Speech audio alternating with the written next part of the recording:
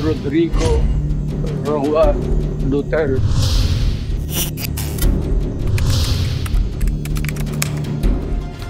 Matapos formal na kilalanin ng International Criminal Court bilang lead counsel ni dating Pangulong Rodrigo Duterte, araw-araw na raw dadalaw sa detention center si British-Israeli lawyer attorney Nicholas Kaufman.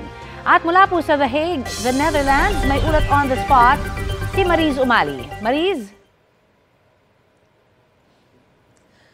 Connie, target daw ng lead counsel na si Attorney Nicholas Kaufman na buuin o mabuo ang defense team ni dating Pangulong Rodrigo Duterte sa lalong madaling panahon. At hindi pa niya idinedetalye kung ano yung mga petisyon o apela na kanilang ihahain sa International Criminal Court, pero isang malinaw sa ngayon, kakailanganin daw niya ng mga Pilipinong abogado. Kung paano lalabanan at pagtatagumpayan ang kasong crimes against humanity sa International Criminal Court ang pinag-usapan daw ni na dating Pangulong Rodrigo Duterte at kaniyang lead counsel na si Attorney Nicholas Kaufman sa ikalawang pagbisita ng abogado sa dating Pangulo sa Scheveningen Prison dito sa The Hague, Netherlands.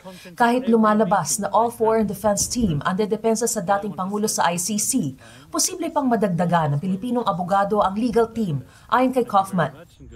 There is an essential element of any case at the International Criminal Court that there is a need for foreign lawyers. So there will definitely be involvement of Filipino lawyers. I need them.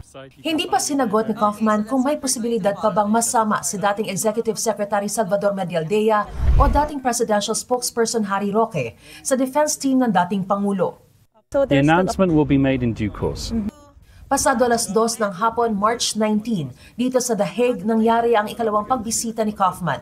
Aaraw-arawin na raw niya ito para makumpleto na sa lalong madaling panahon ang defense team at mailatag na rin ang kanilang mga legal na hakbang. Inabisuhan daw niya ang dating Pangulo tungkol sa nature ng kasong crimes against humanity. Hindi siya nagbanggit ng detalye ng kanilang mga ihahaing petisyon. Gayunman, sinabi ni Kaufman na isa raw sa mga pagbabasehan ang naging paraan ng pag-aresto sa dating Pangulo. Everybody saw what happened to him when he returned to the Philippines, was put onto a plane and thrown over here. So you will be filing for interim release? I'm not going to divulge defense strategy. Nagpaabot din daw ng mensahe ang dating Pangulo sa mga Pilipino. All I want to say at the present moment in time is that he sends all his well-wishers and supporters the very best. Bilang akusado sa kasong murder as a crime against humanity, karapatan ni dating Pangulong Duterte na malaman ang mga ibinibintang sa kanya. Kasama sa ibibigay ng Office of the Prosecutor ng ICC sa defense team, ang testimonya ng mga testigo at iba pang ebidensya. Kaugnay naman sa mga posibleng tumestigo sa kaso ng dating Pangulo, may aasahan silang proteksyon mula sa International Criminal Court. Batay sa website ng ICC, para ito sa lahat ng testigo, depensa man o prosekusyon. ICC ang mag-aasikaso sa visa ng mga testigo kung kinakailangan nilang pumunta rito sa The Hague. Habang nandito, makatatanggap sila ng allowance at papalitan ng anumang income o kita nila na mawawala habang tumitestigo sila sa kaso.